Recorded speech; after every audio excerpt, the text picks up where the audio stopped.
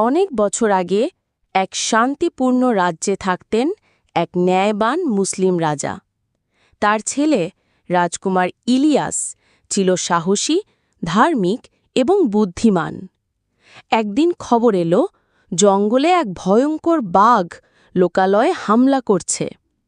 সৈন্যরা বলল, রাজকুমার, তরবারি নিয়ে চলুন, বাঘকে হত্যা করতে হবে।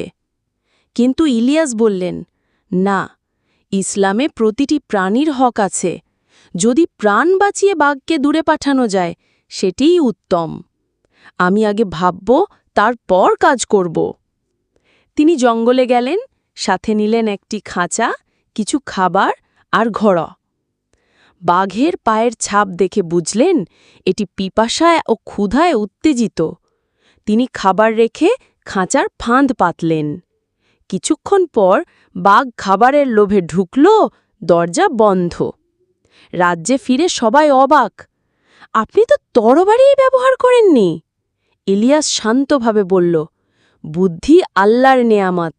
রক্তপাত ছাড়া সমস্যার সমাধান করাই প্রকৃত বীরত্ব। রাজার চোখে জল। তিনি বললেন, তুমি শুধু রাজপুত্র নও, তুমি সত্যিকারের নেতা।